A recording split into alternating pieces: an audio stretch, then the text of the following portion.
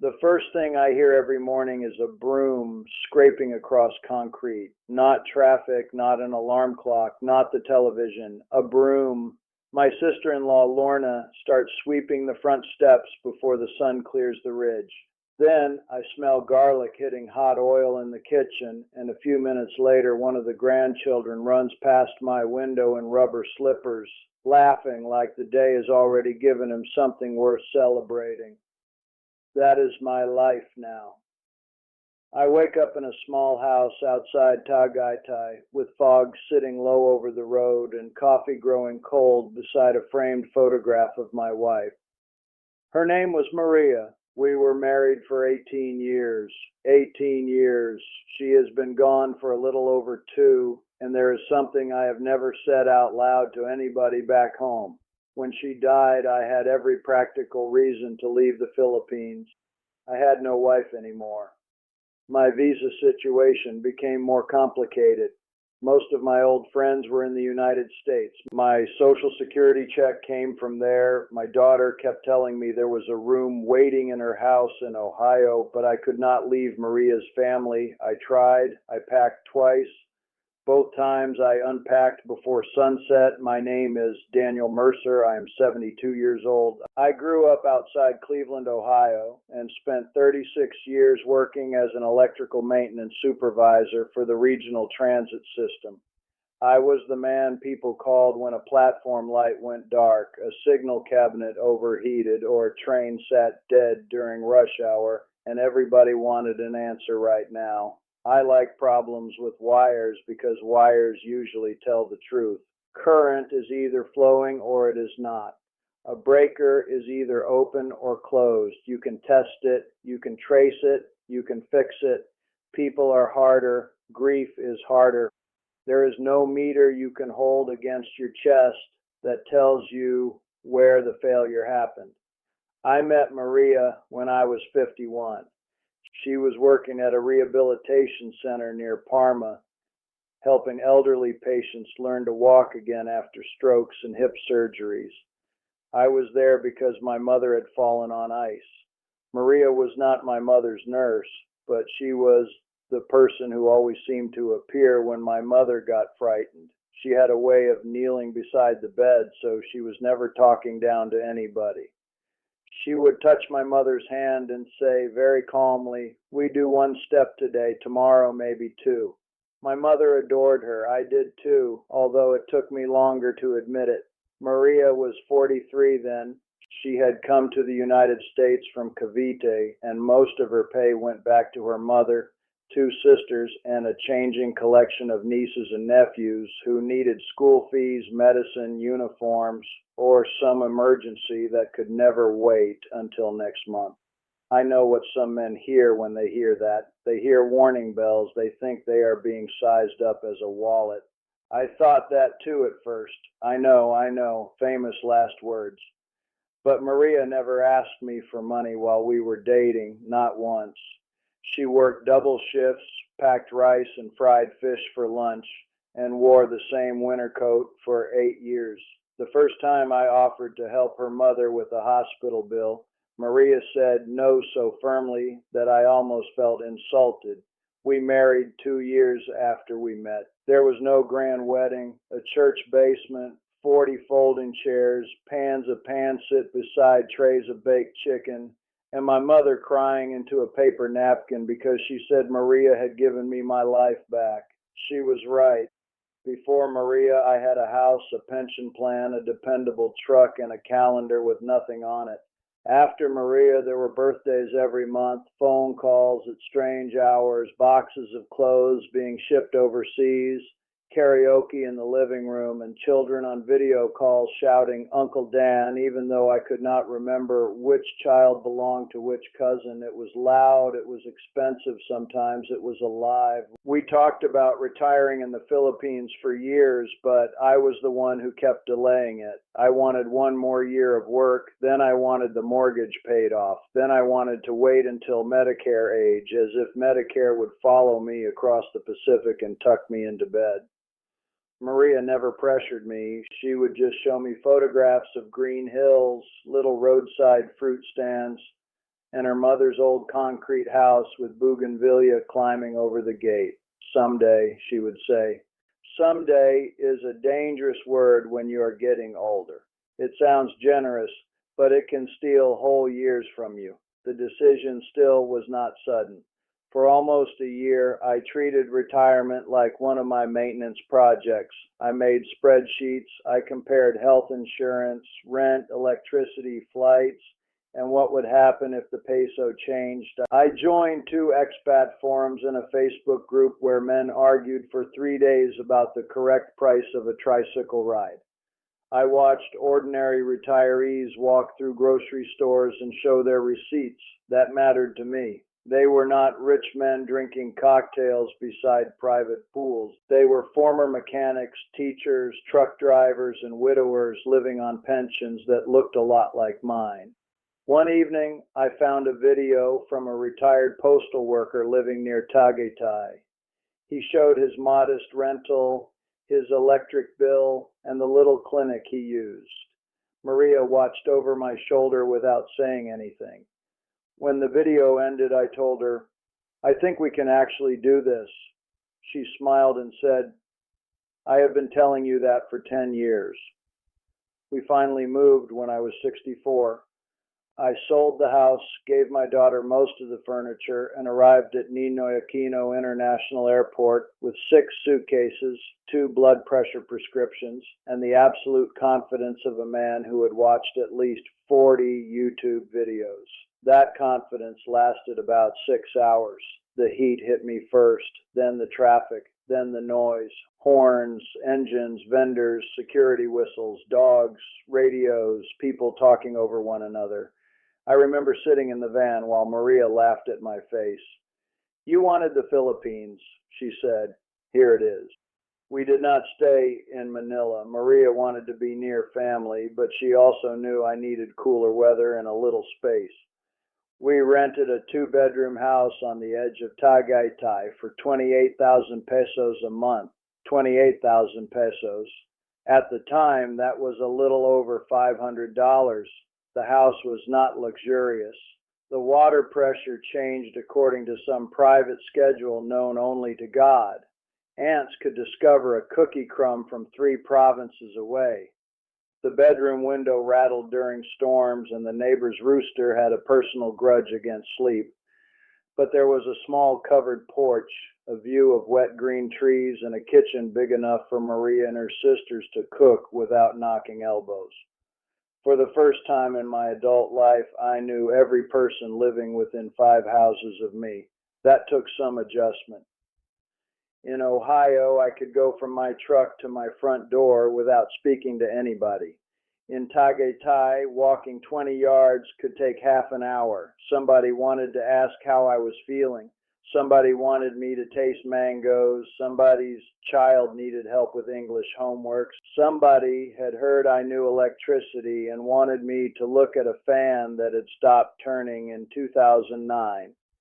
At first, I protected my privacy like it was a bank account. Then slowly, I stopped needing so much of it.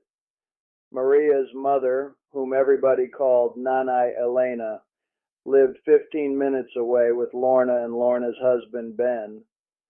Their home always had more people inside it than the number of chairs could explain. I never fully understood who was visiting and who lived there.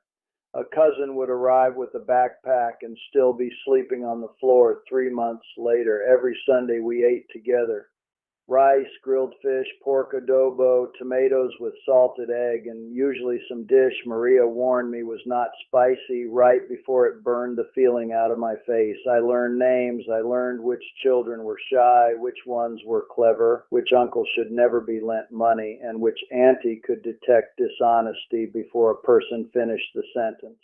I also learned that being part of a Filipino family is not a position you hold quietly. You show up, you bring food, you sit with people at hospitals, you attend wakes, you pay attention to school graduations, you answer the phone even when the request is inconvenient. For a man who had spent most of his life believing independence was the highest form of dignity, this was uncomfortable. Then it became the thing that saved me.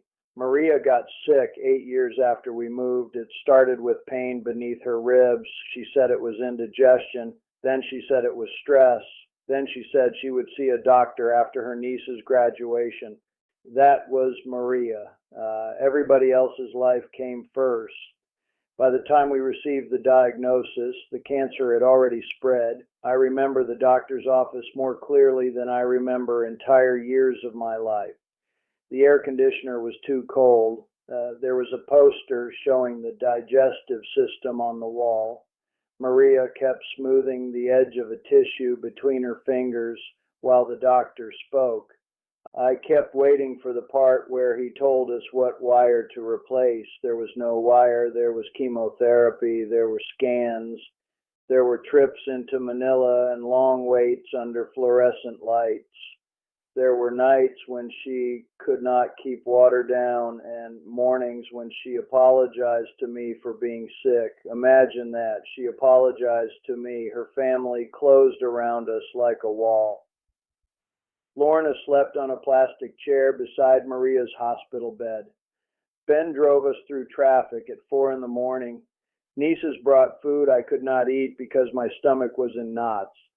Nana Elena sat at the foot of the bed praying softly hour after hour with a rosary sliding through her fingers. Nobody asked whether it was convenient. Nobody said they were too busy. They came. When Maria was well enough to return home, the house changed.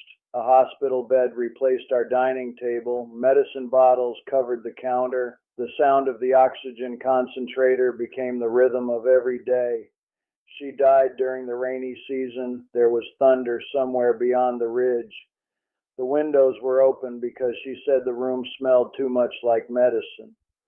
Lorna was holding one hand. I was holding the other. Maria looked at me and said, "Do not become alone again." Those were the last clear words she spoke. For weeks afterward, I barely understood what was happening around me. People filled the house. Food kept appearing. Candles burned beside her photograph. Children were told to be quiet and then forgot. Someone always made sure there was coffee in my cup.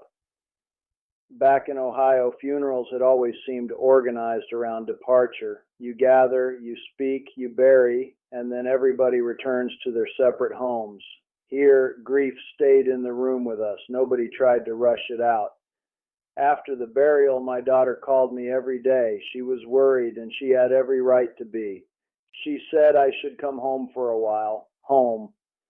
That word had become complicated. My American passport said one thing. My heart said another.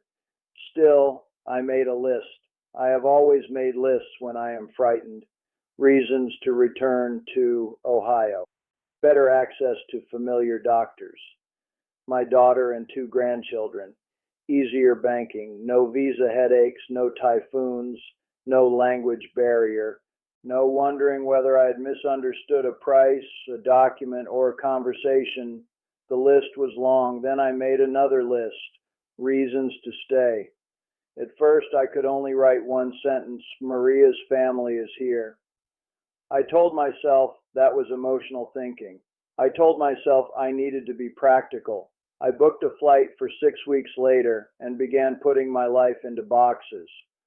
The first time I packed, Nana Elena came to the house carrying bananas and a plastic container of soup. She was 81 then and walked slowly, one hand against the wall. She saw the suitcases and nodded. She did not ask me to stay. That made it worse. She sat at the table and said, "Daniel, you go where you are cared for." I looked at this woman who had just buried her daughter, and I realized she was giving me permission to leave because she did not want me to feel trapped. Then her youngest great-grandson, Paolo, came in wearing a school uniform with one sock falling down. He asked who would help him practice his reading if I went to America. That boy had no idea what he was doing to me. I unpacked that night. 3 months later, I tried again. My daughter found a direct flight connection and offered to set up a room in her basement. I bought another ticket. I even gave away Maria's old rice cooker because looking at it hurt too much. The morning before the flight, Ben's blood pressure dropped and Lorna needed somebody to drive them to the clinic. I took them.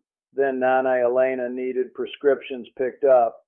Then Paolo had a school presentation he had been practicing for 2 weeks. By the time evening came, I was sitting in a plastic chair under a basketball hoop, watching Paolo give a speech in English about volcanoes.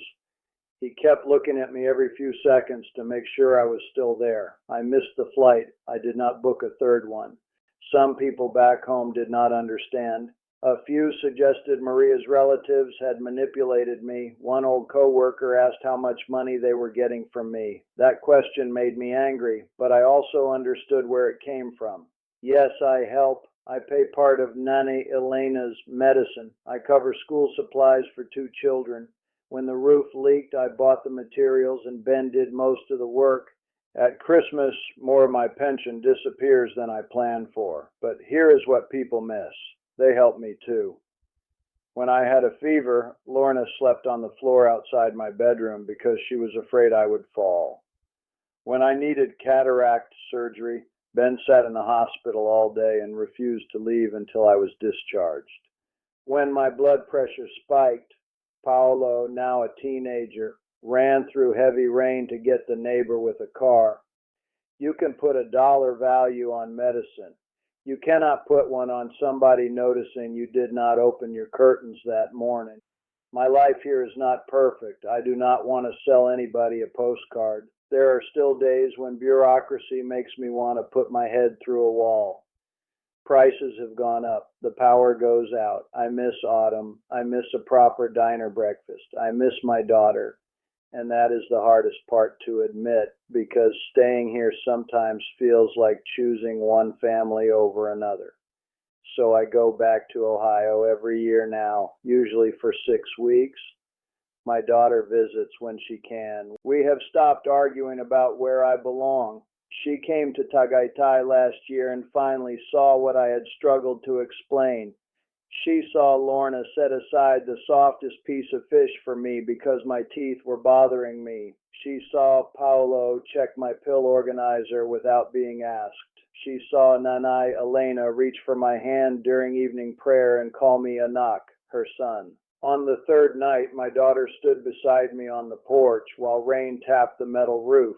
She said, "Dad, they did not just keep you because of Mom." I asked what she meant. She said, "They kept you because you are theirs now." That sentence broke something open in me. For most of my life, I believed belonging was automatic. You were born somewhere, worked somewhere, paid taxes somewhere, and that place was yours. I know better now. Belonging is built out of small acts repeated until nobody remembers who started them. A ride to the clinic, a plate left covered for someone arriving late, school shoes bought without making a child feel ashamed, a chair pulled closer when the rain begins. I stayed because I love Maria. That is true, but I am still here because love did not end with her. It spread into the people she had spent her whole life caring for, and somehow they gave it back to me when I had nothing left to return.